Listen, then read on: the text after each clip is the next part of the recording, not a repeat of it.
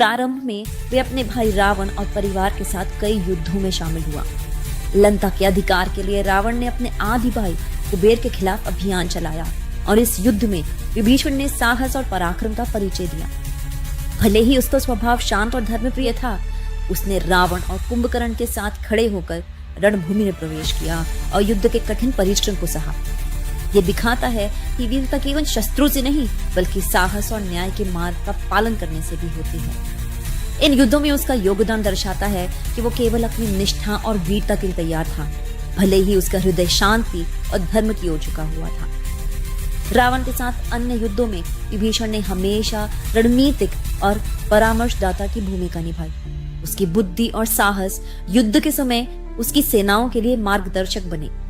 ये गुण ही उसे बाद में राम के पक्ष में खड़े होने और धर्म की रक्षा करने में सक्षम बनाते हैं।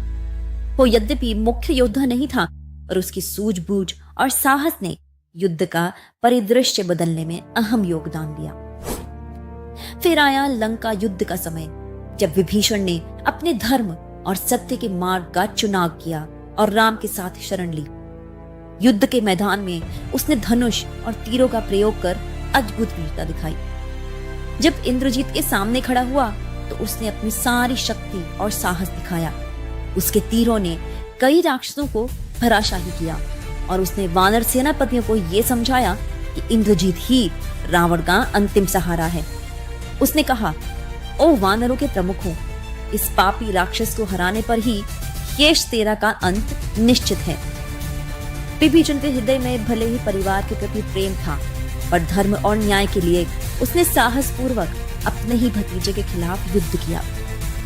एक और महत्वपूर्ण घटना में जब रावण अपने रथ पर से आक्रमण करने लगा, विभीषण ने अपनी गदा से रावण के घोड़ों को ही नष्ट कर दिया, जिससे रथ रुक गया और रावण को खुद अपने कदम संभालने पड़े। इस छोटे से परंतु निर्णायक कार्य ने युद्ध की गति बदल दी और ये दिखाया